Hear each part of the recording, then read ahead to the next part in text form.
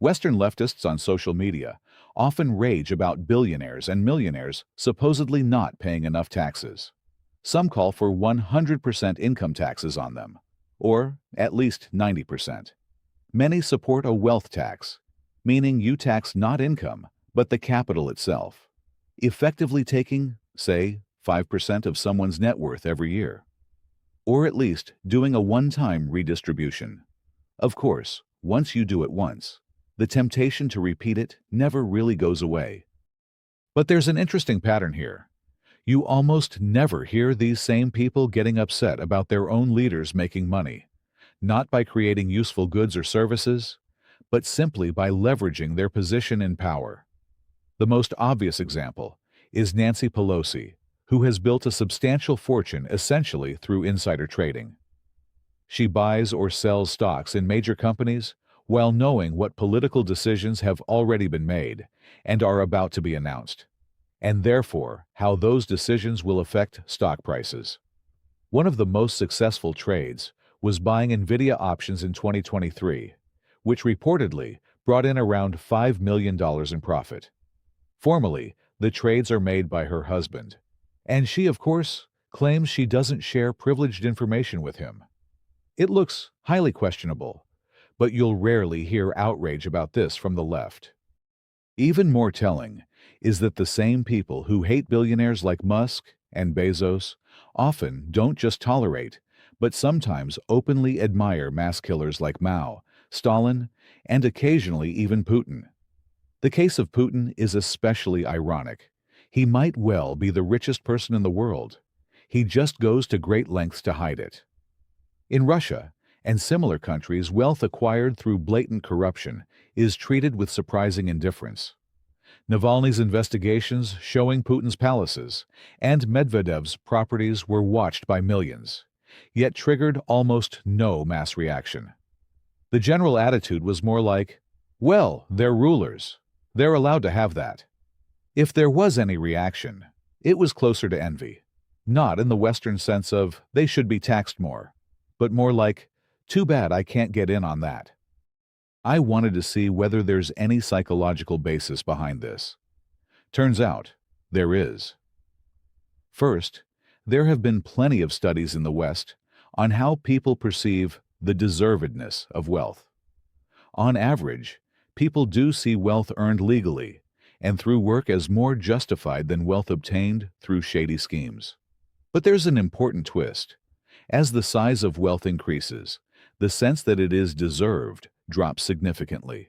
In other words, the scale matters more than how it was earned. Too much is psychologically perceived as undeserved. This effect gets even stronger when wealth is spent conspicuously, on yachts, mansions, and so on. People like that are seen as less deserving of their wealth. On the other hand, if the money is actively directed toward charity, public attitudes soften noticeably, even when the sources of income are identical. There's another important layer here: how people relate to hierarchy in general. In psychology, this is often studied using something called social dominance orientation, SDO. Put simply, it measures how comfortable a person is with the idea that some groups are above others. People with high SDO tend to accept hierarchy as a natural state of things.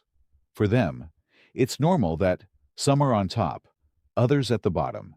And even corruption or inequality doesn't provoke much internal resistance. It's just part of the system.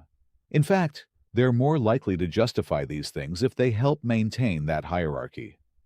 People with low SDO react much more sharply to inequality and violations of fairness. For them, it's important that rules are consistent and apply equally to everyone, and they're more likely to be outraged when they see injustice. This helps explain why reactions to the same situation can differ so dramatically across societies. It's not just about politics, but about a deeper, baseline perception of hierarchy itself. What's even more interesting are experiments on monkeys. You've probably heard of the famous 2003 study, often cited in popular culture. Monkeys were given rewards for the same task, and if one got a grape while another got a piece of cucumber, the one with the cucumber would start protesting furiously. It's a vivid demonstration that a sense of fairness exists, even in relatively simple primates. These were capuchins, not exactly the smartest monkeys.